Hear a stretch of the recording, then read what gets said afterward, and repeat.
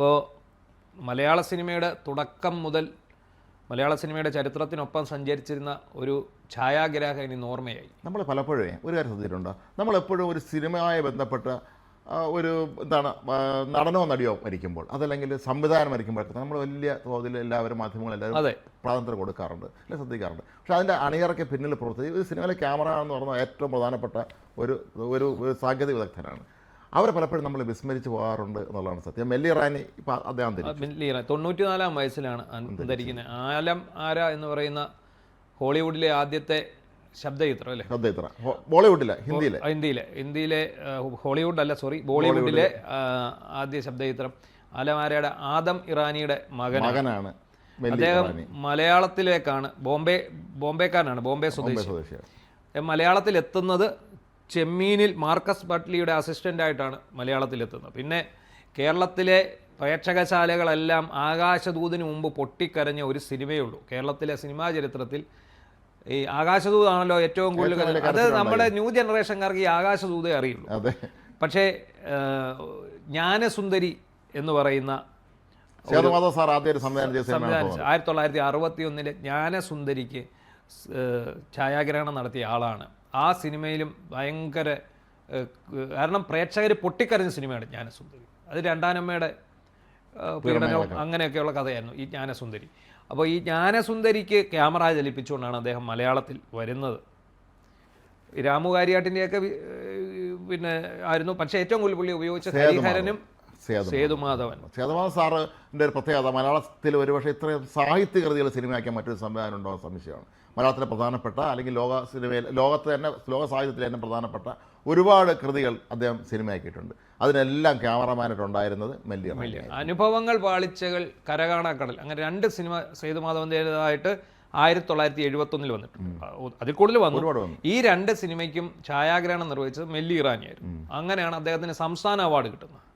ഈ ഒരു പ്രശസ്തമായ പാട്ടുണ്ടല്ലോ വാഴവയമായത്തിലെ സീതാദേവി സ്വയംവരം ചെയ്തു. അതിൽ ഷീല ഒരു മൃദംഗം ഒരു ചെറിയ രൂപത്തിൽ നൃത്തം ചെയ്യുന്നതായിട്ട് നമുക്ക് കാണാം. കല്ലിൽ കൊത്തിവെച്ച കവിത എന്ന് പറയുമ്പോൾ ശരിക്കും അത് ചിത്രീകരിച്ചതൊക്കെ തന്നെ ഒരുപക്ഷെ എത്രയോ പതിറ്റാണ്ട് മുമ്പ് അന്നത്തെ പരിമിതമായ സാങ്കേതിക വിദ്യ ഉപയോഗിച്ചുകൊണ്ട് ആണ് ആ പാട്ട് ചിത്രീകരിച്ചത്. വിസ്മയമായിരുന്നു. അന്നൊരു വിസ്മയമായിരുന്നു ആളൊക്കെ. ഇന്നലെ നിസ്സാരെ തോന്നാം, പക്ഷെ അന്ന് വലിയ വിസ്മയമായിരുന്നു. അത് നമ്മളെ ഈ അതിപ്പോഴും ഏറ്റവും കൂടുതൽ നമ്മൾ ശ്രദ്ധിക്കുന്നുണ്ട്. സത്യൻ ഈ പ്രതിമയുടെ അടുത്തോട്ട് വന്ന് നിന്നിട്ട് ആണ് ഈ പറയുന്നത്, ഈ ശില്പി നീയാം പ്രതിമ ഞാൻ നോക്കുന്നു. അപ്പോഴാണ് ഇതിങ്ങനെ നൃത്തം ചെയ്യുന്നത്, അതിന് മേളിൽ നിന്ന് നൃത്തം ചെയ്യും. അപ്പോൾ ഈ മെല്ലി റാനിയൊക്കെ ശരിക്കും പറഞ്ഞാൽ അന്നത്തെ കാലത്ത് വളരെ പരിമിതമായ സാങ്കേതിക സംവിധാനങ്ങൾ ഉപയോഗിച്ചുകൊണ്ട് അവർ എത്ര മനോഹരമായ സിനിമകൾ ചെയ്തു. ഈ ഭാർഗവി നിലയം പുള്ളിയായിരുന്നു തോന്നുന്നു അല്ലേ? വിൻസെന്റ് മാസ്റ്ററാണ് സംവിധാനം ചെയ്തത്, പക്ഷേ അദ്ദേഹം അസോസിയേറ്റ് ചെയ്തതായിരിക്കാം. യക്ഷി ചെയ്തു. അതിലൊക്കെ ഉപരി ഏറ്റവും അവസാനം അദ്ദേഹം ചെയ്തത് വെള്ളം എന്ന് 1984 പുറത്തിറങ്ങിയ ഹരിഹരൻ സിനിമ. അത് എത്രയോ വർഷം ഇരുന്നു പോയൊരു സിനിമയാണ്. മലയാള സിനിമയുടെ ചരിത്രത്തിൽ ഒരു ഇതിഹാസമാകേണ്ട സിനിമയായിരുന്നു. കാലക്കേടിന് ആ സിനിമയ്ക്ക് എന്ത് പറ്റി? ഈ വെള്ളത്തിൻ്റെ ക്ലൈമാക്സ് ഒരു വെള്ളപ്പൊക്കമാണ് ഈ സിനിമയ്ക്കകത്ത് എടുക്കുന്നത്. ഇത് ദേവനാണ് ഈ സിനിമ നിർമ്മിച്ചത്, നമ്മുടെ നടൻ നിർമ്മാതാവായിട്ടാണ് അതേ സിനിമയിലേക്ക്. ഇത് 1981 ഷൂട്ടിംഗ് തുടങ്ങിയ സിനിമയാണ്. MTയുടെ സ്ക്രിപ്റ്റിൽ ഹരിഹരൻ സംവിധാനം ചെയ്ത് നല്ല സുന്ദരമായ ഗാനങ്ങൾ,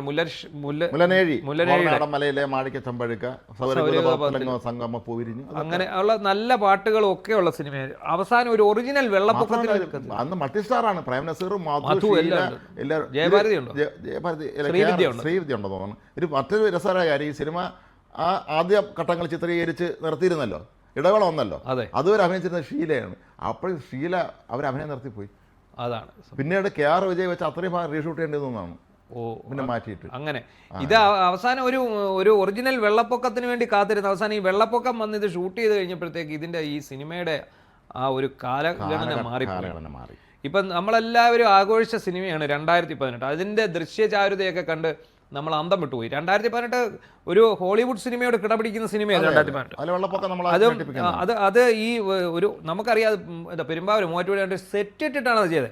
പക്ഷേ വെള്ളം സിനിമയുടെ ക്ലൈമാക്സ് ഒറിജിനൽ വെള്ളപ്പൊക്കത്തിൽ ഷൂട്ട് ചെയ്തതാണ്.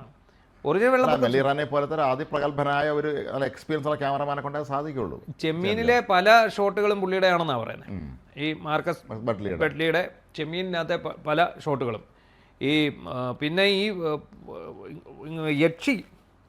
യക്ഷിയിലെ ഒരു പ്രത്യേകതയുള്ള സത്യൻ്റെ മുഖം കുറച്ച് കഴിയുമ്പോൾ വിരൂപമാകുന്ന ഒരു യക്ഷി സിനിമയ്ക്കകത്ത് ലൈറ്റനിങ് ഗംഭീരമാണ്. കാരണം അതൊരു ഫാൻറ്റസിയാണല്ലോ. ഫാന്റസിയാണ് മലയാറ്റൂരിൻ്റെ കഥ. അതായത് ഈ നായകന് തോന്നുന്ന ചില തോന്നലുകളാണ്. അദ്ദേഹത്തിന് സംശയരോഗിയാണ്, അദ്ദേഹം ഒരു സംശയരോഗിയാണ്. അദ്ദേഹത്തിന് തൻ്റെ ഭാര്യയെ യക്ഷിയായിട്ട് തോന്നുന്നു, ഈ ഭാര്യയ്ക്ക് വേറെ ബന്ധങ്ങൾ ഉള്ളതായിട്ട് തോന്നുന്നു. അങ്ങനെയുള്ള ഒരു സിനിമയാണ്. അതിനകത്ത് ഒരു പാട്ട് സീനൊക്കെ ഉണ്ട്. ആ പാട്ട് സീൻ ഈ പത്മരാഗ പടവുകൾ കയറി വരും എന്ന് പറഞ്ഞ പാട്ടുണ്ട്. ആ പാട്ട് സീൻ നമ്മൾ ശ്രദ്ധിച്ചറിയാം. ഇതൊരു വലിയ ഒരു ഗോപുരം പോലൊരു സംഭവത്തിന് മുകളിൽ നിന്നിട്ടാണ് ഈ ശാരദയുടെ ഒരു നൃത്തമാണ്.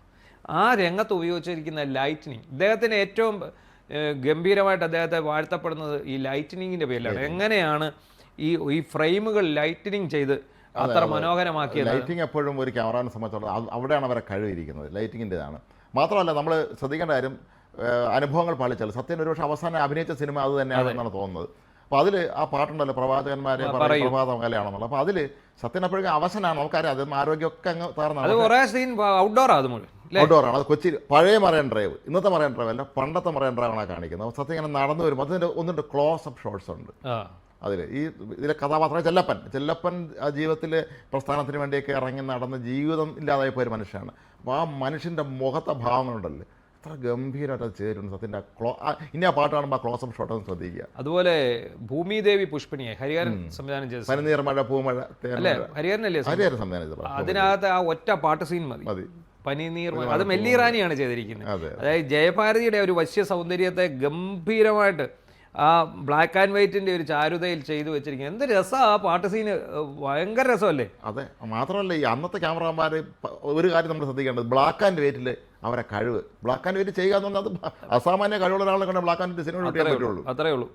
അത് ഇത് പിന്നെ ബോംബെയിൽ നിന്നെത്തി മലയാളത്തിനൊപ്പം നിന്ന് ഒരുപിടി ചിത്രങ്ങൾ, എത്രയോ നല്ല മലയാള സിനിമയുടെ ചരിത്രത്തിന്റെ ഭാഗമായി മാറിയ സിനിമകളുടെയൊക്കെ തന്നെ ക്യാമറമാൻ അദ്ദേഹമായിരുന്നു. അപ്പം അദ്ദേഹം ഇന്ന് വിട പറയുമ്പോൾ വേണ്ട എനിക്ക് തോന്നുന്നു നമ്മുടെ ചാനലുകളിൽ പോലും വലിയ വാർത്ത കിട്ടിയിട്ടുണ്ടെന്ന് തോന്നുന്നില്ല. അതെ, നമ്മൾ ഈ സിനിമകളെക്കുറിച്ച്, നമ്മുടെ മലയാളത്തിന്റെ നാഴികക്കല്ലുകളായി മാറിയ സിനിമകളെക്കുറിച്ച് പറയുമ്പോൾ ഒരിക്കലും നമ്മൾ മറന്നുപോകാൻ പാടില്ലാത്തൊരു പേരാണ് അതെ ഇദ്ദേഹത്തിന് മെല്ലി ഇറാനി. ഇപ്പം ചെമ്മീൻ സിനിമ നമ്മൾ പറയുമ്പോൾ നമുക്ക് ആദ്യം ഓർമ്മ വരുന്ന മാർക്കസ് ബട്ട്ലി, രാമു കാര്യാട്ട്, അതുപോലെ ഋഷേഷ് മുഖർജി. അതിനകത്ത് എഡിറ്റ് ചെയ്ത് കളയുന്ന ഒരു കല്യാണ സീൻ കംപ്ലീറ്റ് എഡിറ്റ് ചെയ്ത് കളഞ്ഞതിന്റെ കഥ കേട്ടിട്ടില്ലേ? അതായത് കല്യാണ സീനിന് വരെ നീളം കൂടി പോയിട്ട് എന്ത് ചെയ്തു, ഇല എടുത്ത് കളഞ്ഞ് കൈ കഴുകുന്ന ഒരു സീൻ മാത്രം എടുത്തു എന്നാണ് അതിനെക്കുറിച്ച് പറയുന്നത്. അപ്പോൾ അന്നത്തെ ആ ഒരു അത്രയും റീലുകൾ കുറച്ചു, അത്രയും സമയം കുറച്ചു. ഋഷേഷ് മുഖർജി വലിയ സംവിധായകനും അദ്ദേഹം എഡിറ്ററുമാണ്. അതെ, അദ്ദേഹമാണ് സിനിമ എഡിറ്റ് ചെയ്തത്.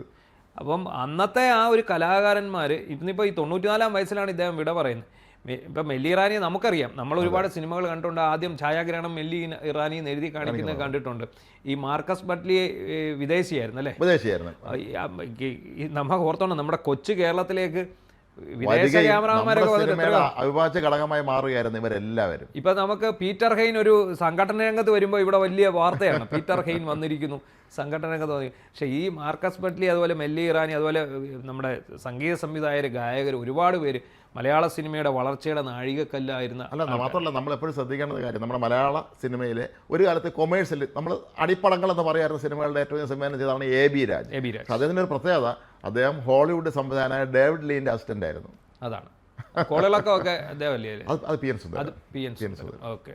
എ.ബി. രാജ് ജയനെ വെച്ച് പ്രേം നസീറിനെ വെച്ച് അന്നത്തെ ഞാൻ പറയാം കണ്ണൂർ ഡിലക്സ് സിനിമകളൊക്കെ ഉണ്ടല്ലോ, അതെല്ലാം കുറ്റാന്വേഷണം എന്താണെങ്കിലും ഈ 94-ാം വയസ്സിൽ അന്തരിച്ച മെല്ലി ഇറാനി, അദ്ദേഹത്തിന്റെ സ്മരണകൾക്ക് മുന്നിൽ നമുക്ക് പ്രണാമം അർപ്പിക്കാം. അദ്ദേഹം മലയാള സിനിമയ്ക്ക് സംഭാവന ചെയ്തത് അത്രയും മഹത്തരങ്ങളായ ചിത്രങ്ങൾ തന്നെയായിരുന്നു.